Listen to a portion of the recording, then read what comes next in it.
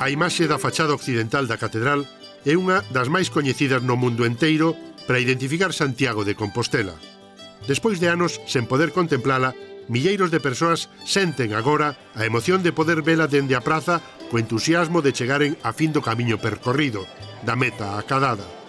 A fachada pódese contemplar xa sen impedimento ningún, limpa e restaurada despois de 10 anos cuberta de estadas. Máis de 10.000 metros cadrados de estrutura e 120 toneladas de peso ocuparon na restauración da fachada os seus 76 metros de altura. A mediados do século XVII, o Coengo, Vega e Verdugo fixo un famoso informe global para mellorar a imaxe da catedral. Consideraba que o que honra unha casa é a súa fachada. Propón cambiala do Obradoiro ou da Trinidade, igualando as dúas torres procedentes da igrexa románica. O Coengo, que planeou a unificación barroca de toda a catedral, consideraba que as súas torres remataban a xeito de pombais e estaban nunha situación que daba vergoña aos composteláns e que os visitantes sinalaban como indecente. No século XVII, o pintor Pier Maria Baldi, que estivo en Santiago formando parte do séquito de Cosme de Medici, debuxouna en plenas obras. Nese mesmo ano, de 1669, unha muller morreu por mor dunha madeira das estadas da Torre das Campás que lle caeu en riba. Polo desplome da Torre das Campás, construíranse pouco antes un segundo estribo e un contraforte cilíndrico. No ano 1729, cae un raio na Torre Sur e a súa incidencia leva á decisión de renovar a fachada.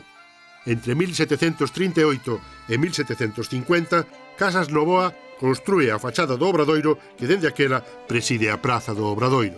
Facíase pois necesaria a restauración destas partes que filtraban auga ao interior e puñan en perigo as xuntas, os paramentos, a policromía e mesmo as esculturas do pórtico. As cúpulas, figuras e corpos de torres e espello central foron quedando á vista coas imaxes do apóstolo e o seu sepulcro na parte máis elevada, acompañado a ambos os lados dos seus discípulos Teodoro e Atanasio. Despois de moitos traballos de restauración e recuperación de elementos, a fachada volveu á súa imaxe tradicional, segundo aos poucos se ían retirando as estadas que a cubriron. Ha sido la restauración integral de las dos torres y también de la fachada. Se ha restaurado completamente y saneado los paramentos para garantizar la impermeabilización, y como cuestión singular en las torres fue necesario desmontar los cupulinos, uno de ellos hacerlo nuevo, el conjunto de campanas que estaba peligroso y en mal estado, y en la fachada la parte más singular ha sido reabrir el templete central que se había cegado en el 19, que seguramente su uso primitivo era encender un fuego ahí en ciertas ceremonias, y después renovar los ventanales y devolver las rejas del pórtico a haces exteriores, que es un elemento expresivo muy singular en el conjunto de la fachada.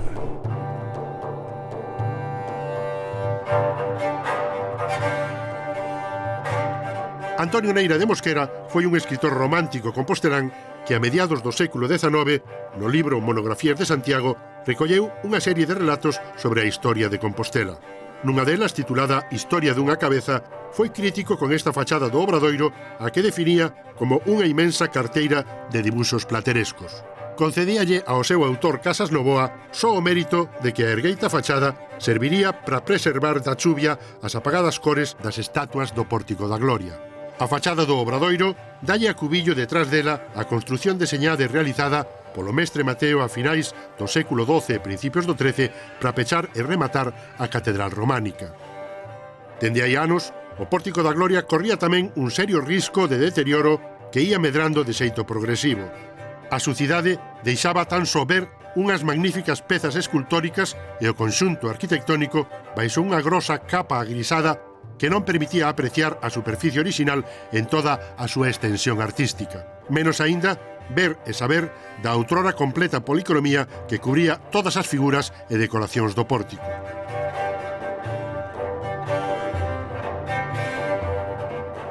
As reixas do pórtico, tanto as centrales como as laterais, que aparte é unha obra de enxeñería total e absoluta aos rosetóns, se desmontaron da fachada para restaurar e finalmente se volveron a montar na fachada con chumbo, ca técnica que foi montada no seu tempo.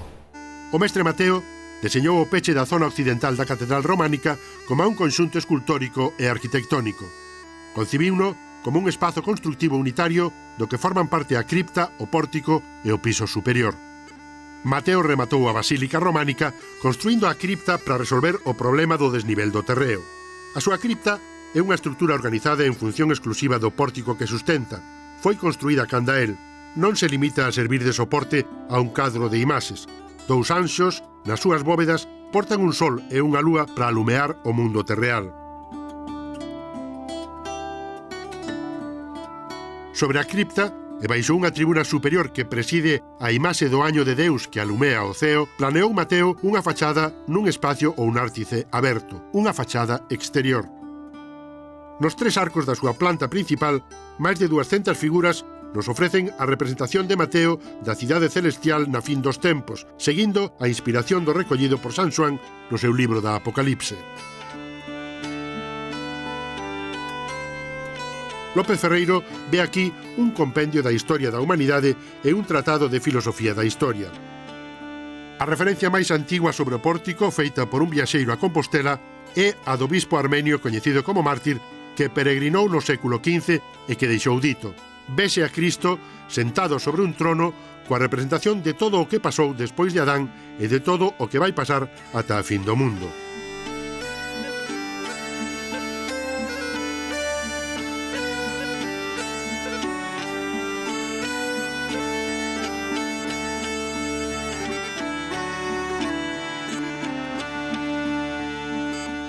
Na función divulgativa do seu contido, insistía tamén Neira de Mosquera, para quen o mestre Mateo perpetúa a Biblia entre o vulgo que non lé grego nin entende o latín, e fai tanto pola religión como a un crego que o repite dende o púlpito. No baseamento do pórtico, representacións simbólicas, recollidas en forma de bestas reais e imaginarias, simbolizan un mundo de ignorancia e erros, ou a debilidade humana sobre as que se erguen as estatuas columnas de profetas e apóstolos que anunciaron a vinda do Redentor e a salvación eterna. Na parte superior, en tres arcos, a representación das historias principais da visión mateá deixan a súa pegada para a eternidade. No arco norte, o da esquerda mirando ao pórtico, quérese ver a representación do descenso de Deus ata o inferno para salvar as ánimas do pobo xudeu. No arco sur, que foi o máis afectado pola deterioración ao longo do tempo, represéntase o xuízo final. A imaxe de Deus e a do arcanxo San Miguel separan no centro do arco aos anxos que conducen as ánimas cara ao ceo daqueles que, condenados, sofren o castigo dos seus vicios e pecados. No tímpano central, a figura do Fillo de Deus, o Salvador, aparece aquí como triunfante, xuiz e redentor. É a figura do Pantocrátor de case 3 metros e de dimensións moi superiores a todas as demais do pórtico. Amósase nunha imaxe majestosa na segunda vinda a fin dos tempos. Na parte inferior do tímpano, xusto sobre os linteis, están as imaxes dos anxos coas armas Christi, cos símbolos da paixón de Cristo. É un dos lugares onde o azul lapislázuli da época original do mestre Mateo se pode aínda contemplar. No mesmo tímpano, as pequenas figuras coroadas das ánimas dos benaventurados disfrutan da gloria celestial. Cantan un cántico novo, como se recolle na Apocalipse de San Xoán. Aos lados do tímpano, entre os arranques dos arcos, os anxos conducen as ánimas de cara á gloria. Tamén anxos, agora con trompetas, anuncian a gloria nos 4 arranques das bóvedas. Agora locen as imaxes do mellor xeito posible despois de moitos estudios, investigacións, planificacións e traballos de restauración realizados nos últimos anos.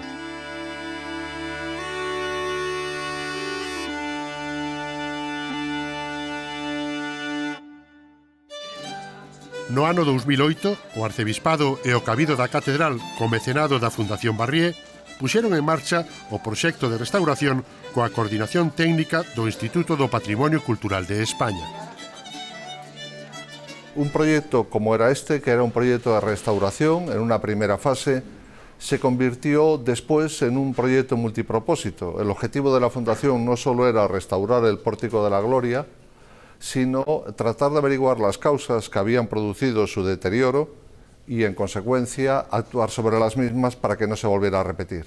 Y de los estudios previos que se iniciaron, antes de comenzar los trabajos de restauración, surgieron 2 grandes proyectos. El primero el plan director de la catedral, que tenía como objetivo fundamental un proyecto de conservación de todo el conjunto de la catedral y que en consecuencia estaba perfectamente definido y estructurado para el futuro y cuyos resultados se pueden ver en estos momentos hoy en día, en la fachada, en las cubiertas.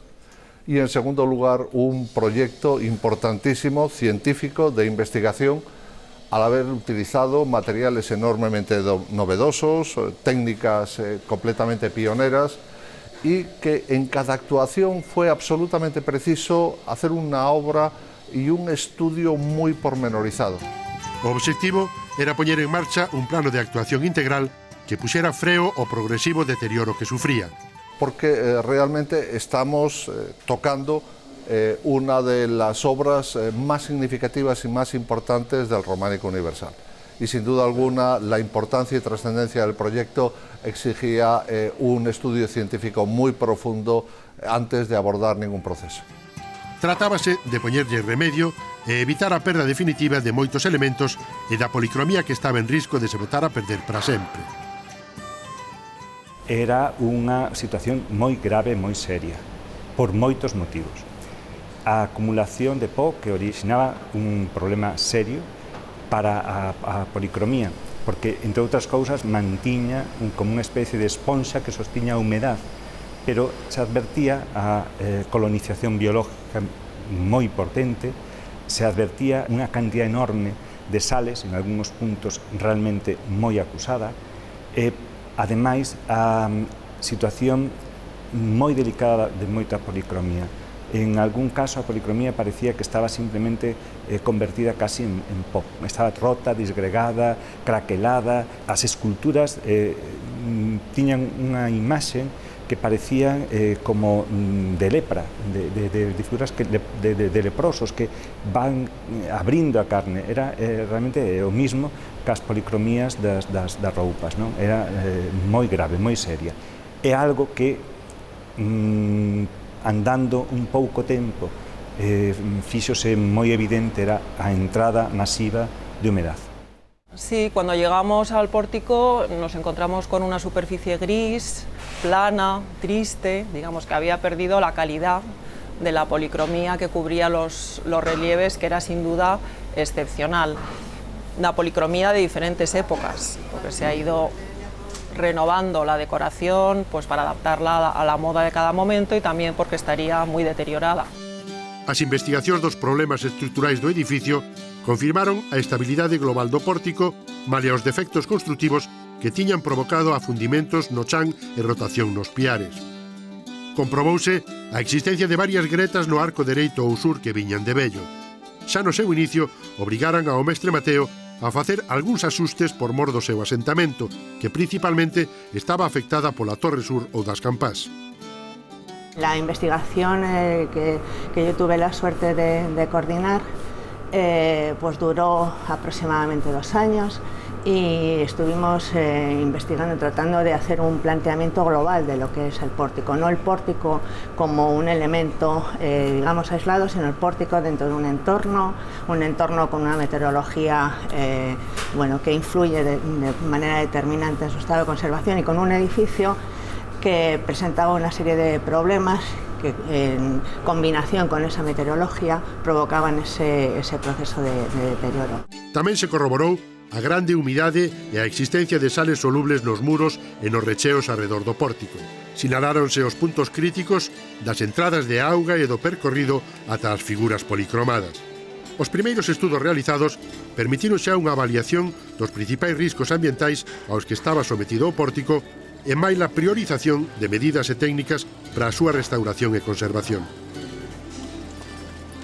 Hay una serie de sensores distribuidos en la zona del tímpano, en la parte de la bóveda y en la zona inferior del pórtico.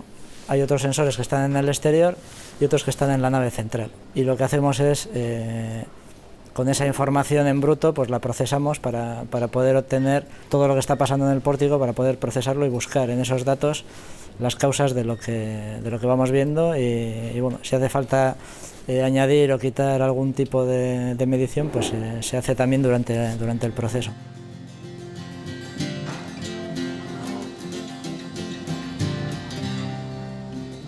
Os factores ambientais con maior impacto potencial de dano centrábanse nas filtracións de auga da chuvia a través do tellado por mor das fendeduras e as fisuras na estrutura da catedral e principalmente da Torre das Campás. Outro factor que influía decisivamente na conservación dos soportes e policromía era a radiación solar. As diferencias de temperatura forzaban a evaporación da auga e provocaban a cristalización dos sales existentes, producindo así rachaduras, eflorescencias, separacións e perdas de material que mesmo se convertían en area, desfacendo parte das figuras. Os sales proceden do exterior, da pedra, dos recheos e mesmo do guano animal, das pombas, coas maiores concentracións situadas tamén na zona sur do pórtico. Esas grandes concentracións de humidade facilitaron tamén a existencia de colonias biolóxicas que afectaron negativamente a pedra e a policromía. Para a súa eliminación, identificáronse as especies e seleccionáronse os tratamentos específicos máis axeitados. Fundamentalmente por humedad, que era lo que había en mayor proporción en la zona donde estaba colonizada, había humedad y esa humedad es la que ha propiciado esta colonización fotosintética de cianobacterias fundamentalmente y sobre la materia orgánica que han dejado las cianobacterias donde hemos encontrado los hongos. As zonas máis afectadas estaban na parte sur do pórtico. A presenza de fungos e microorganismos formaban unha capa verde no lintel do tímpano.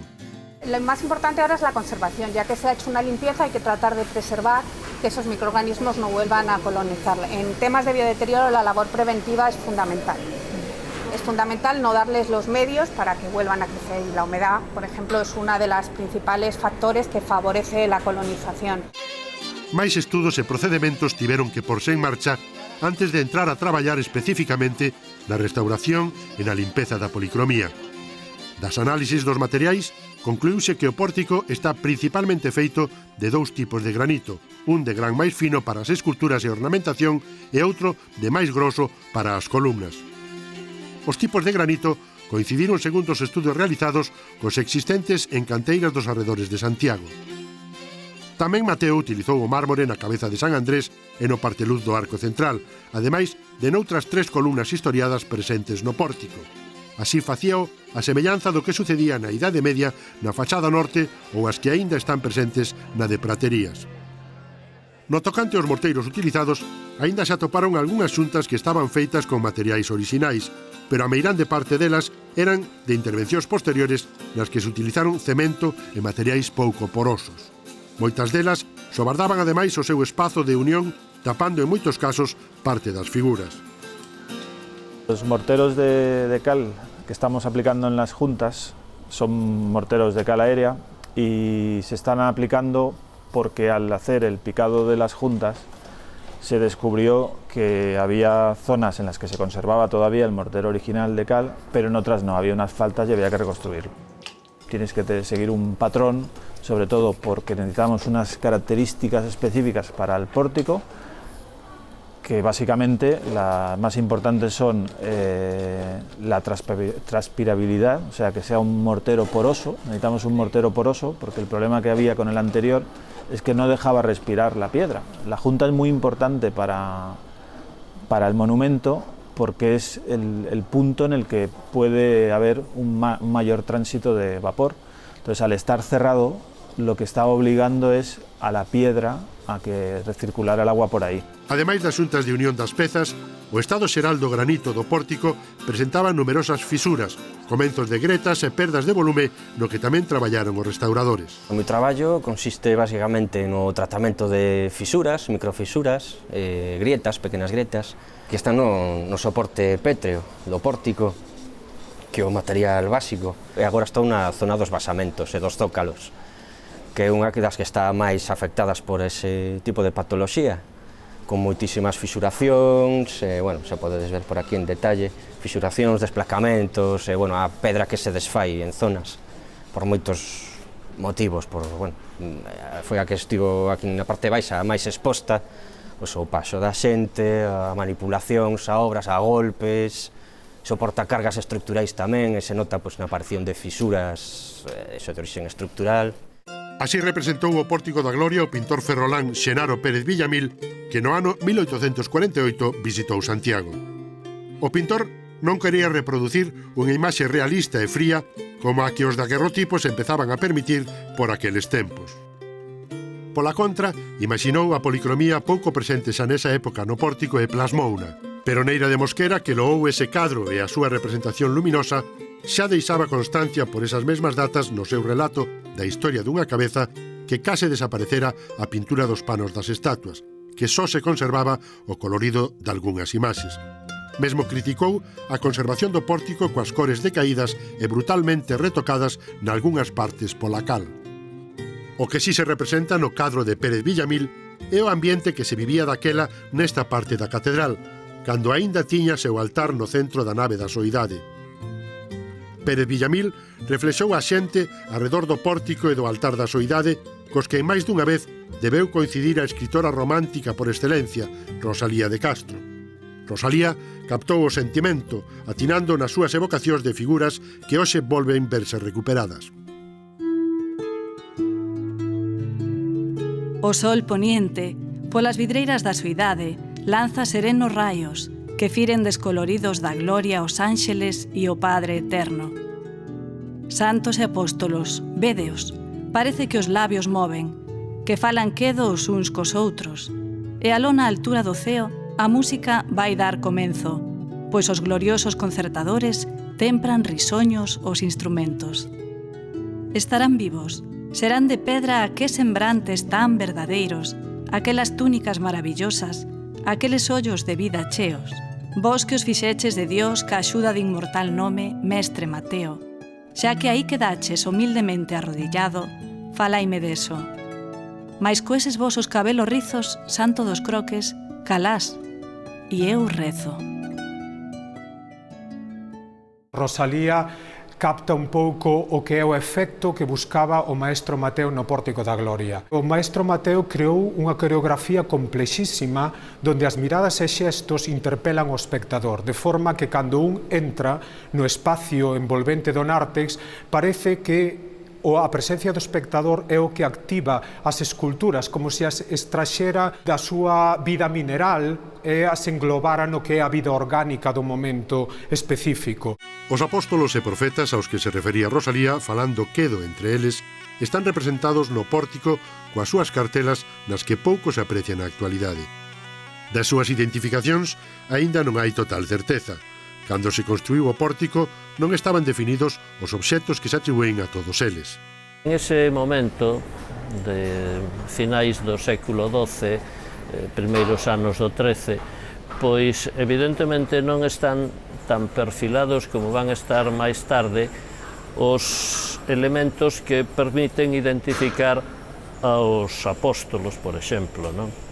Aquí, os apóstolos que hai, pois, salvo Pedro, que ten as chaves, que é o símbolo que logo vai ter ou vai a manter, pois apenas hai outros que teñan símbolos. Moitas veces os identificamos polo que está escrito nas súas cartelas.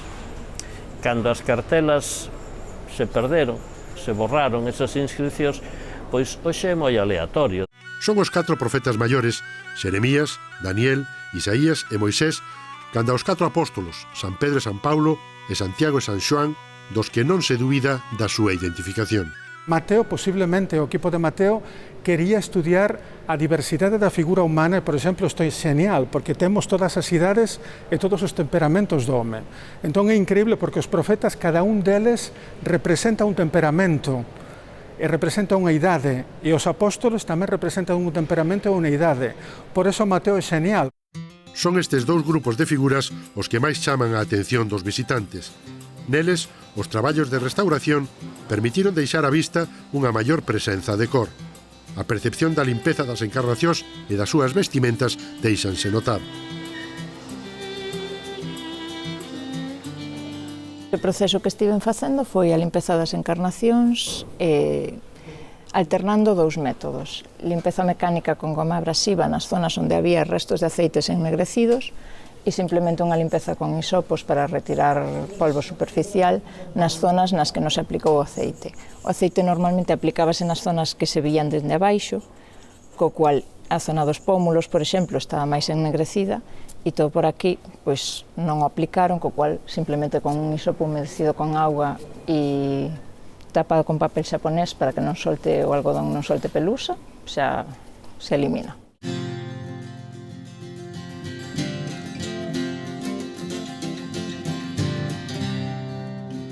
La restauración ha servido para recuperar el color que se conservaba.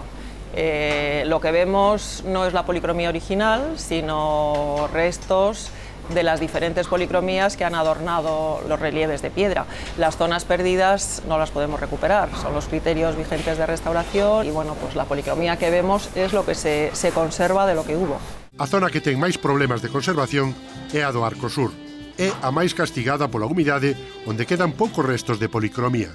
Pues estamos ahora acabando la figura de San Andrés y estoy en la parte de los pies y como veis la fase está prácticamente en su fase final. Tengo que poner ahora un estuco de protección en todos los bordes de la policromía de las carnaciones de los pies. Toda esta zona que ya se ha fijado, se ha limpiado, se ha hecho un tratamiento biocida porque esta zona está bastante dañada por la humedad. Una vez hecho todas esas fases, llegamos a la última fase que es la de protección de bordes, que consiste en poner un borde muy fino aquí, en todas estas zonas, donde hay más espesor, porque hay otras que no lo necesitan, de un estuco coloreado para proteger ese borde del polvo, de biodeterioro, de cualquier cosa que pueda hacer saltar la escama de pintura un pequeño trozo o todo el trozo.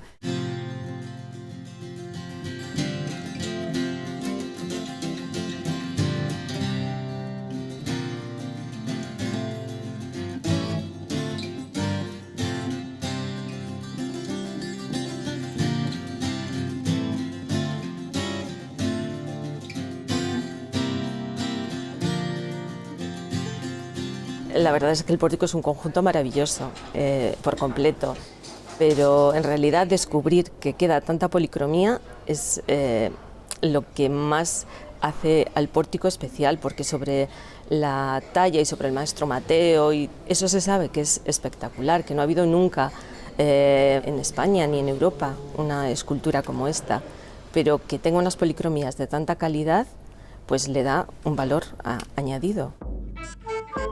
O sorriso de Daniel nunha obra de vanguarda como a do mestre Mateo ten a originalidade de recuperar un xesto que non estaba na iconografía e na arte da época. Con el volve sorrir a arte europea, dixo o experto.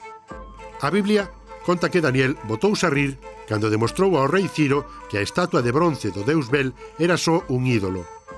Daniel representa o triunfo da fe sobre a idolatría e na súa cartela líase en latín a frase «Este é o noso Deus o que adoramos».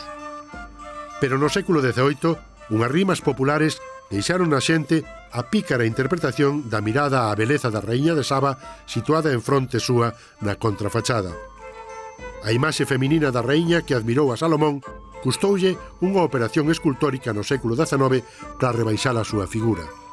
La verdad es que lo que yo opino es que la reina de Saba sí es posible, se le aprecian aquí unas incisiones que sí puede haber sufrido una pequeña rebaja de pecho, pero aún así sigue siendo bastante atractiva para Daniel porque creo que tiene otro tipo de curvas, como por ejemplo esto que le marca el pubis o la cintura y tal, que sigue, creo que no ha perdido feminidad. O fotógrafo británico Thurston Thompson visitou Santiago en 1866 para facer fotos do pórtico e da cidade e deixar constancia do estado do mesmo despois da intervención realizada polos enviados do Museo Kensington de Londres. A finais do ano 1865, un grupo de persoas dirixidas por Domenico Bruciani chegaron a Compostela. Pediron permiso ao Cabildo para realizar un baleirado do pórtico coa fin de facer os moldes para unha reproducción a tamaño natural para expor permanentemente nas súas instalacións. 6 meses despois, o Cabildo autorizouno sempre que os métodos empregados non danaran o pórtico. De feito, levouse a cabo. Este coitelo ou raspador apareceu na restauración en 2018 detrás dunha figura, posiblemente esquecido polos operarios que 150 anos antes fixeran ese baleirado para os británicos. Un galego traballa agora na conservación da reproducción londinense que foi no seu día culpada de parte do deterioro e perda de policromía do Pórtico da Gloria. A verdade é que é un pouco un mito esta historia. Polos arquivos que vemos tiñan consciencia da importancia deste monumento, da policromía tamén. Ningunha das dúas partes, obviamente, querían perxudicar. Para evitar o contacto directo da escaiola co pórtico, utilizaron arcillas, utilizaron telas, e utilizaron todas as técnicas que tiñan nas súas mans naquela época precisamente para evitar que o molde afectase o pórtico. O mesmo ano das fotos de Thurston Thompson e do baleirado do pórtico, o escritor José Villamil Castro publicou a súa descripción histórico-artística arqueolóxica da Catedral de Santiago. O autor, hai máis de 150 anos, afirmaba que no pórtico das súas delicadas cores apenas quedan restos suficientes para saber cales eran os das vestiduras de cada personaxe e os que cubrían as arquivoltas, capiteis e impostas. Ao principio non tiñamos a idea de que o pórtico puderamos recuperar tanta policromía. Estaba todo moi oscuro, había moitísima colonización biológica, moita suciedad e non se podía valorar a suficiente cantidad de policromía coa que nos atopamos finalmente. Para nos foi unha grata sorpresa. Nos traballos de investigación do proxecto de conservación e restauración do Pórtico da Gloria, en 2015, identificáronse restos de 3 policromías totais de diferentes épocas e unha cuarta realizada só nas encarnacións de mans, caras, pés e torsos das figuras. Cada vez que se pintou o pórtico, foise facendo sobre a capa anterior, unha por riba da outra. Así o determinaron tras os estudios e análisis realizadas desde 2015. Pudimos concluir en ese momento que conserva 3 momentos que cambiaron totalmente el aspecto del pórtico. El primero corresponde a la época de cuando se termina la construcción del pórtico, los primeros años del siglo XIII, que correspondería a la construcción del Maestro Mateo. Esa policromía está aplicada sobre la piedra limpia, por eso es clarísimo que es de ese momento. El azul que podemos ver en esta reconstrucción es lapislázuli, es una piedra semipreciosa que se venía de Afganistán, o sea, es un material muy precioso como para utilizarlo como se utiliza en el pórtico, ¿no? Que se conserva en todos los azules, no solo las figuras, sino los fondos, hasta abajo, las columnas están en muchos casos pintadas con lapislázuli, ¿no? Otra de las características que tiene esta policromía es que el oro que se utiliza es oro puro. También hay una presencia de oro muy importante en ese policromado. Indican una gran inversión en dar color a la imaginería del pórtico y probablemente es muestra del patrocinio del rey, del interés del rey porque este lugar tuviese lo mejor, contase con lo mejor. Y también estaría vinculado con la función original del pórtico, que todavía no está muy clara. Hay una gran discusión entre los medievalistas sobre cuál fue el interés del rey Fernando II por patrocinar este lugar. Nas investigacións realizadas mesmo comparouse a relación da policromía original do Mestre Mateo coas miniaturas do tumbo A da Catedral de Santiago, que tamén foi elaborado no século XII. Los estudios de las policromías de los tumbos se realizó para obtener toda una serie de informaciones, sobre todo relativo a la caracterización de los pigmentos que se utilizaron para la realización de las policromías de las miniaturas de los tumbos, así como de la técnica pictórica. Y estas informaciones han sido necesarias sobre todo para realizar un estudio de comparación, un estudio de correlación con la primitiva policromía que se encontró en la policromía del Pórtico de la Gloria. Di o libro da Apocalipse de San Xoán que arredor do trono de Deus están 24 anciáns con coroas de ouro nas súas cabezas e coas súas cítaras e frascos de perfume que representan as oracións. Na arquivolta superior do arco central do Pórtico da Gloria, Mateo representou aos 24 anciáns coroados. Preparan e afinan os seus instrumentos musicais para os cánticos e celebracións da gloria na cidade celeste. Eu traballei concretamente en 5 anciáns do Apocalipsis que están no lado sur do arco, digamos, non? Era un pouquiño a zona do arco que estaba máis afectada pola humidade. Nesta parte de arriba hai a peculiaridade de que se conservan bastantes policromías da primeira e da segunda fase, digamos, non? Bastantes restos. Aquí, por exemplo, temos unha imaxe tomada con microscopio onde se ven restos da primeira policromía e dos ouros da segunda, que é bastante ilustrativo, bastante bonito. E aquí igual. Os tratamientos máis importantes, quizáis, foron estes, de asentamento das policromías e limpeza das policromías, porque estaban moi levantadas, moi afectadas pola humidade, foi prácticamente o que máis tempo nos levou. Aquí vemos, por exemplo, a consolidación da policromía. Esta é a primeira policromía do pórtico da época do mestre Mateo. Quedaban solo trazas nos pliegues, fixo falta unha consolidación con cola de esturión bastante insistente, varias veces se aplicou esta cola. Aquí temos unha imaxe de detalle, non sería de microscopio, pero de detalle, e vemos tamén os restos da policromía azul, que é da primeira policromía da época de Mateo. A segunda non se ve, pero si se ve a preparación da terceira, que está presente en casi todas as imaxes que hai no Arco dos Anciáns. Eu estou segurísimo, isto sí que poucas cousas se poden afirmar sobre Mateo, non? Pero eu estou segurísimo que ele e os seus canteiros tuveron os instrumentos in situ para poder ver. Está claro, porque hai detalles constructivos e detalles de forma que sería casi imposible que se puderan facer de forma intuitiva.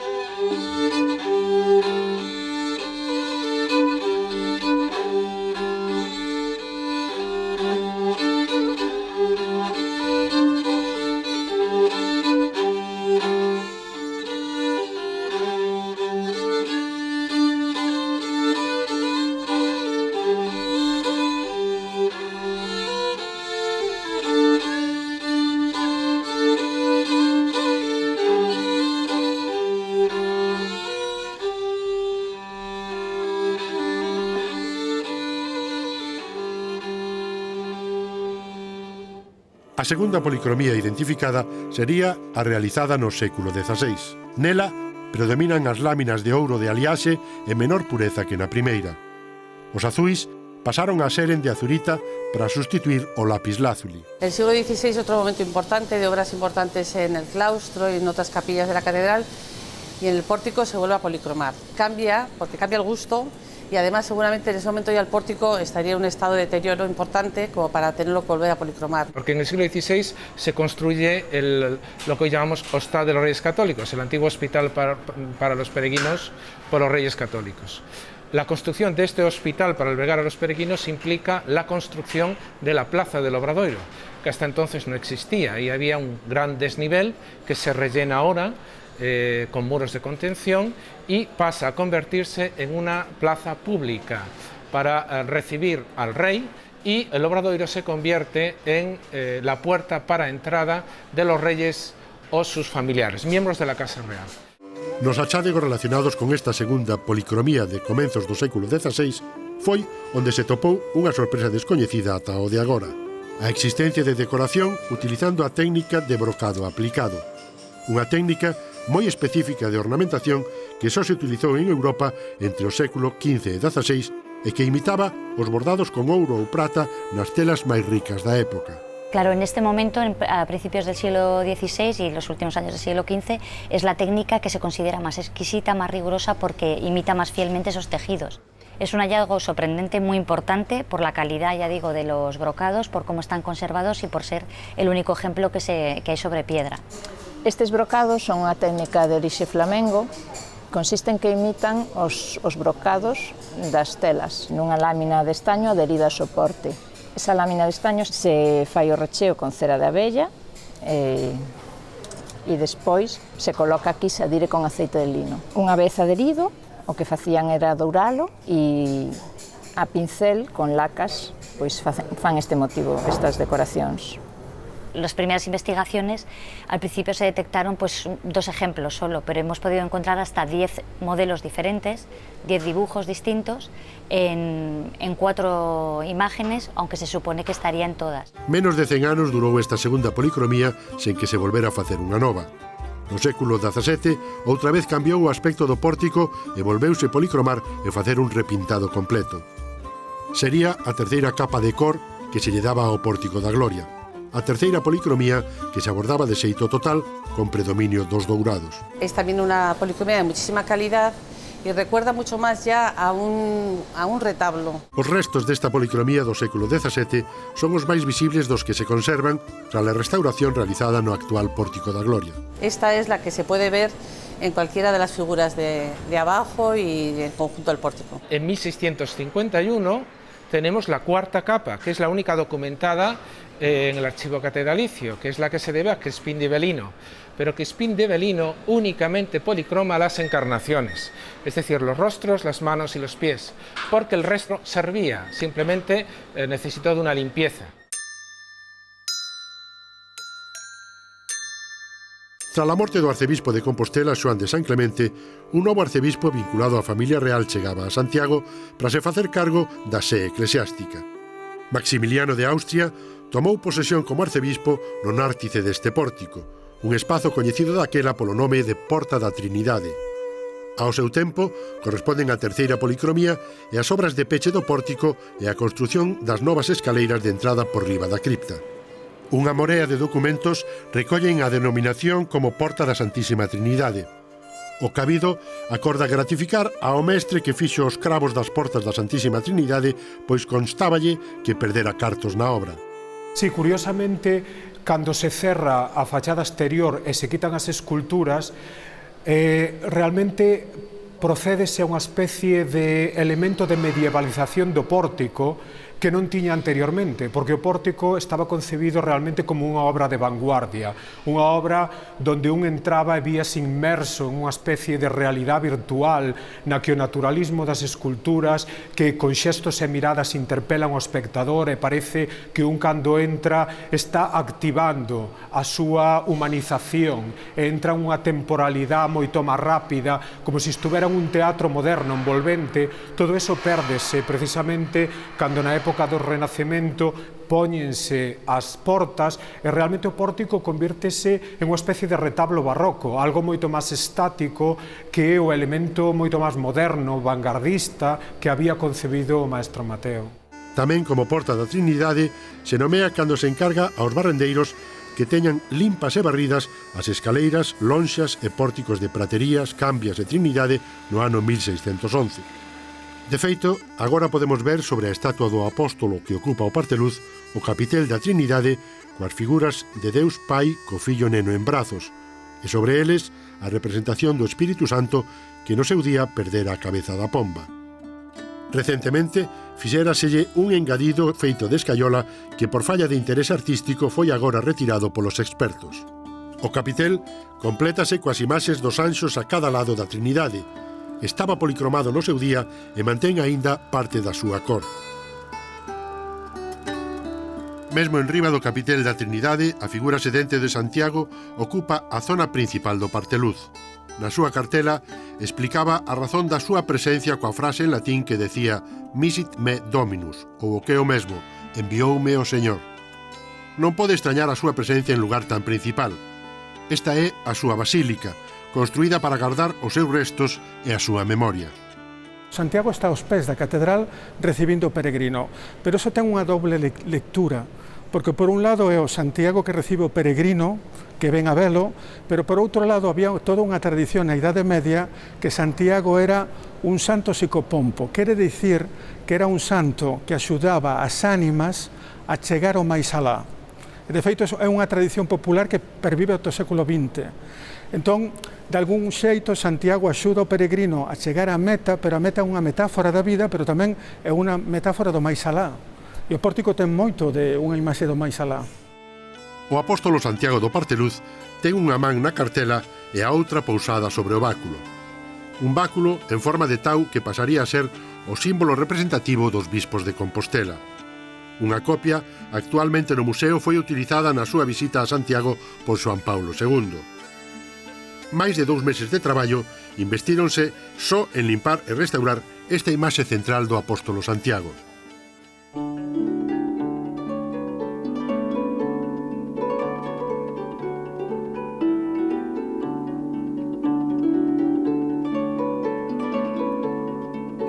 La limpieza de encarnación la estamos haciendo con un sistema mecánico, con una goma de borrar, de una manera muy controlada para no erosionar la superficie. Con esto lo que le hacemos es eliminar todos los depósitos de polvo, sales que hay en superficie y una capa de aceite que se ha detectado aplicada en alguna intervención anterior. Fundamentalmente, al hacer la fijación y el ir eliminando los restos de cola que quedan en superficie, se elimina mucha suciedad ya. Y luego lo rematamos en algunas zonas donde vemos que hay también restos del aceite que no se sabe exactamente en qué momento se aplicó, con sistemas gelificados, sistemas químicos gelificados.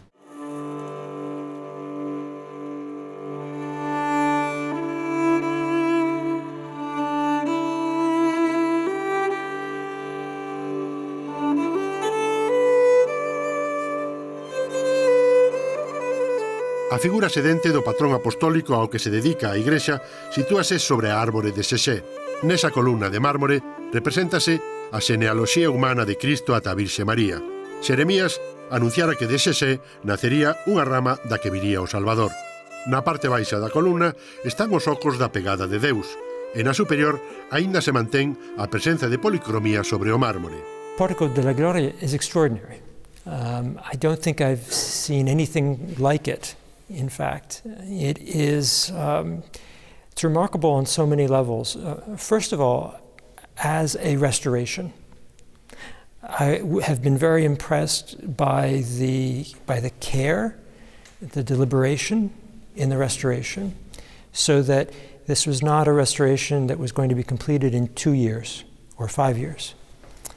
The organization went very slowly to be very deliberate, to make sure that everything was being done in a perfect way, to respect the monument, to respect the sculptures, and to respect the polychromy.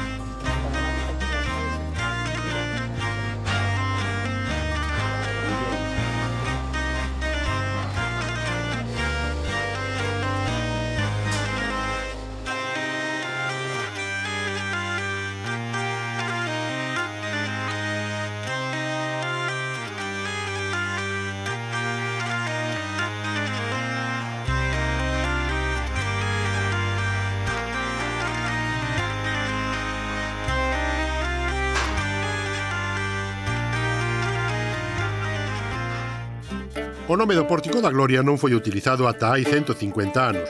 Foi no século XIX cando este pórtico tivo a súa grande repercusión bibliográfica e visual. A finais da década de 1830, o británico Richard Ford visitou Santiago e quedou sorprendido da existencia desta portada. Escribiu a primeira guía que recomenda que se observe o Pórtico de Vagar como unha das obras máis salientables da catedral. Ford refírese ao pórtico como feito da man do mestre Mateo e identifica a gloria no arco central. Sería logo outro británico, George Edmund Street, que viaxou a Santiago en 1863, o que describe e utiliza por primeira vez o nome de Pórtico da Gloria, considerando en conxunto a obra como a representación do xuízo final. En 1865, na súa obra Some Account of Gothic Architecture in Spain, aparece por primeira vez unha reproducción gráfica impresa do pórtico. Street falaba del como unha das maiores glorias da arte cristiá. Xa en Galicia, en 1866, probablemente como consecuencia do libro de Street, José Villamil e Castro publicou na imprenta de Soto Freire en Lugo a súa descripción histórico-artística arqueológica de la Catedral de Santiago. Logo, Bernardo Fernández, Vilar de Bo e Cepedano prestan atención ao pórtico como consecuencia tamén do libro de Street.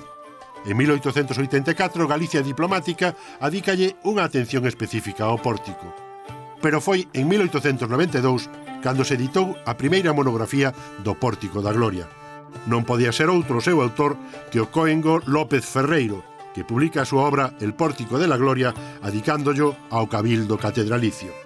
Desde López Ferreiro ata os nosos días, foron moitos os estudos ou análisis sobre diversos aspectos históricos, descriptivos, artísticos, que, malia todo, aínda non concordan nunha identificación unánime do que Mateo e os do seu tempo quixeron representar na porta occidental da Catedral de Santiago. Todo o que coñecemos da biografía e da vida do mestre Mateo está só en dúas referencias históricas innegables e sorprendentes. O rei Fernando II de León e Galicia, nome co que figura na súa miniatura do tumbo A da Catedral de Santiago, asinou con data de 23 de febreiro de 1168 un documento polo que concedía unha pensión vitalicia ao mestre Mateo. O rei concedíalla para que se puxera a fronte e dirección das obras para rematar a Catedral de Santiago.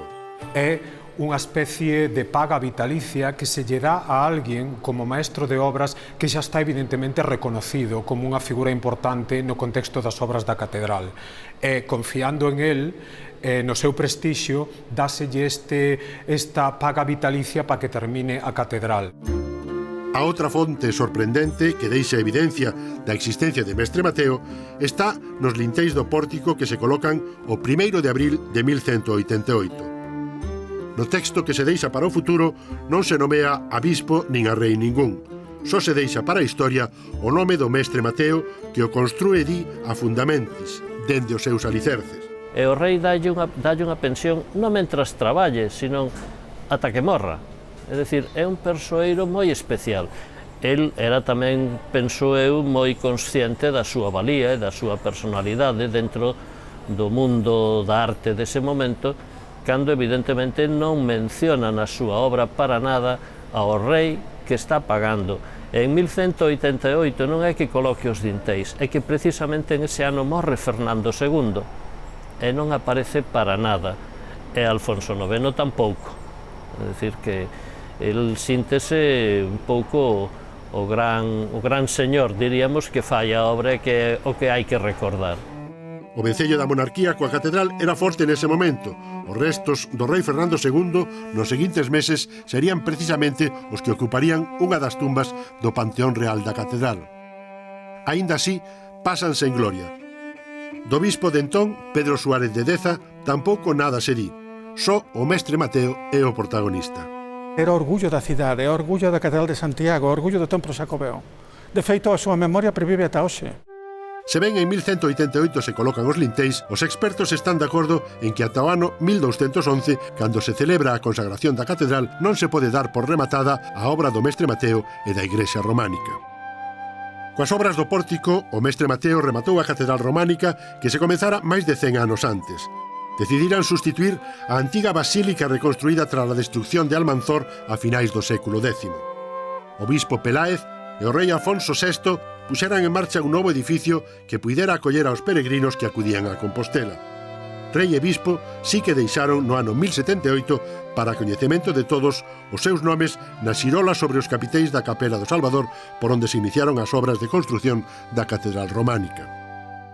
Na primeira metade do século XII, da man de Xelmírez, Compostela acadou ser sede metropolitá e o arcebispado do seu resedor. Sufragánea xa só do Papa de Roma, a Igrexa medrou e Xelmírez impulsou decisivamente a continuación da catedral. Diego Xelmírez foi o personaxe máis importante da historia de Compostela. No seu tempo, elaboráronse tamén o Códice Calixtino, a Historia Compostelá ou os tumbos catedralicios, que son fermosas miniaturas que recollen os privilexios e dereitos da Igrexa. A Historia Compostelá salienta de Xelmírez a súa vontade de restaurar o destruído, conservar o restaurado e conducir o conservado ao estado de perfección. Con el, medra a edificación e construense as fachadas de platerías e máis a do paraíso e adiántase nas obras do cruceiro e da nave central. Desaparecidos os bispos Xelmírez e Cresconio, cando a Mateo se lle concede a pensión vitalicia en 1168, Compostela era xa unha cidade que medrara moito dende o seu nacemento. Había cambiado mucho, se había configurado una auténtica ciudad, ya tenía su segunda y última muralla, la que describe perfectamente el Calixtino, con sus puertas. A su vez, se había configurado en el interior de la ciudad un órgano de gobierno local, municipal, que competía con la Iglesia por controlar el señorío de la ciudad que le pertenece a la Iglesia, los grandes conflictos con los burgueses. Esta ciudad ya disponía también de un espacio suburbano que es el giro de la ciudad, es lo que dicen los documentos bajomedievales, a ciudad de Santiago de Milladoiro a Milladoiro, era el territorio urbano. Habría crecido muchísimo la población, ya estaba estructurada en más de 10 parroquias, donde al principio solo había San Félix de Solovio y quizá la de San Juan Bautista, solo 2, ahora ya más de 10, y sobre todo era una población socialmente diversificada, ¿no? Con un grupo potente de burgueses, un clero potentísimo, los 2 monasterios benedictinos de Antealtares y San Martín Pinario, etc. Una gran ciudad a la altura de 1168. Do mesmo xeito que Xelmírez se ocupou de restaurar o destruído nos incendios e ataques da súa época, o mestre Mateo, de algún xeito, tamén foi restaurador da Basílica Catedral Románica. Interveu non só nas súas novas construcións, como o coro ou o pórtico. Tamén en praterías e no resto do edificio traballou por máis de 40 anos. Xa Xelmírez pensa en 3 portadas grandes, unha do Paraíso, outra da Redención, e aquí, en teoría, era a da Transfiguración, non? Pero despois o maestro Mateo cambia todo eso, a parte final, sobre todo pensando en como mostrar o misterio de Cristo na súa manifestación gloriosa. A Mateo tamén se lle atribúe a imaxe pétrea que hoxe, cuberta con esclavina, ocupa o frontal do altar maior e é receptora das tradicionais apertas. Un debuxo de como era esta imaxe aparece xa inserido no século XIII ou XIV no tumbo B da catedral. Tamén podemos facernos unha idea de como sería esta parte da catedral pola representación gráfica desta figura do apóstolo e do altar maior feita por un peregrino a mediados do século XV e que forma parte actualmente do cartulario do Hospital de Saint-Jacques de Tournai en Bélxica.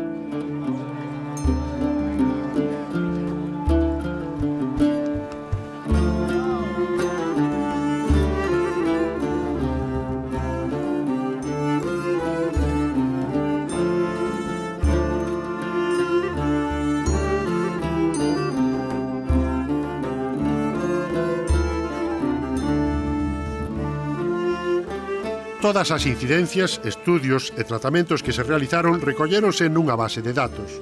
Unha aplicación específica vai permitir ter acceso no futuro a calquera dato sobre a intervención. Los restauradores, a medida que van evolucionando su trabajo sobre cada uno de los elementos, lo que hacen es un trabajo de campo que recogen unas fichas que son ortofotos del propio elemento, tiene una foto central, un alzado y las 2 fotos laterales, y sobre esas fotografías lo que hacen es coger y dibujar las patologías, dependiendo de la fase en la que estén.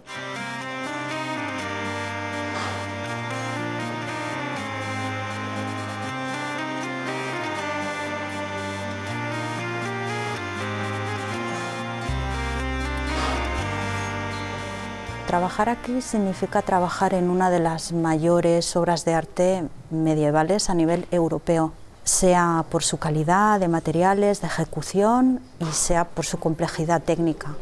De los 13 millones que la Fundación Barrié ha invertido en la Catedral de Santiago de Compostela en estos últimos años, 6 millones corresponden, más de 6 millones, al Pórtico de la Gloria.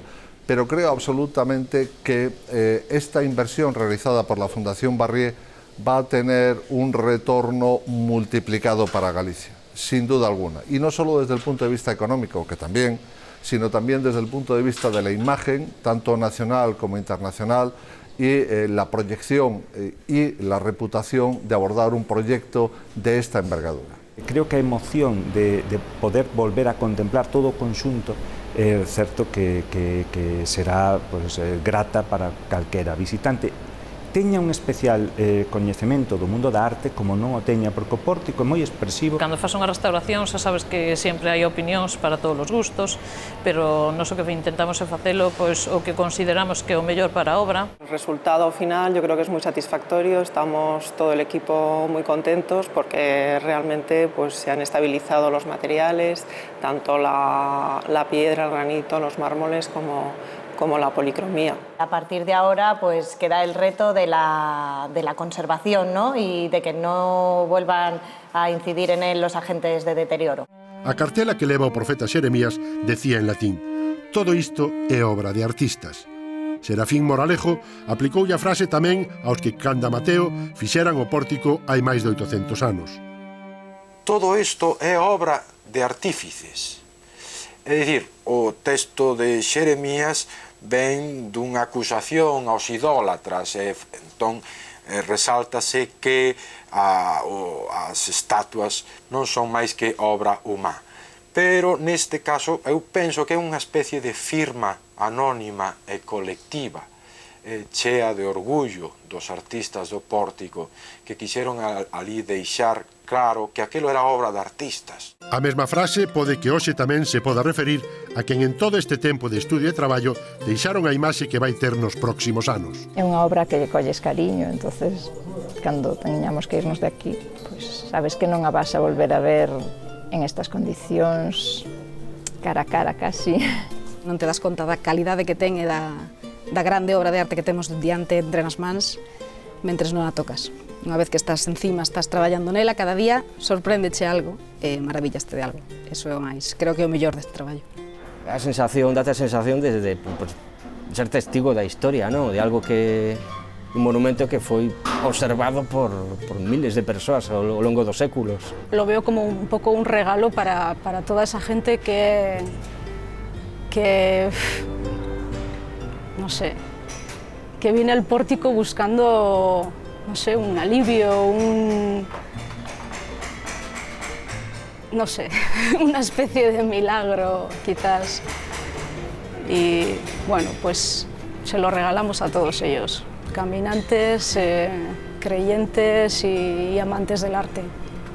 Para mí é moi importante, tanto a nivel personal como a nivel profesional, porque despois de tantos anos traballados, pois é increíble poder estar aquí, é como un privilexio. Bueno, es una aventura. Pórtico, estar en Galicia, este es uno de los mejores trabajos que he hecho en mi vida y yo creo que es irrepetible. Estar aquí es lo mejor que te puede pasar en restauración de piedra policromada. Yo creo que en general todo el equipo lo que vamos sintiendo es, por un lado, orgullo porque lo has podido recuperar, ¿no? Y por otro lado, pues emoción, orgullo porque ha costado mucho esfuerzo y emoción pues porque la obra conmueve.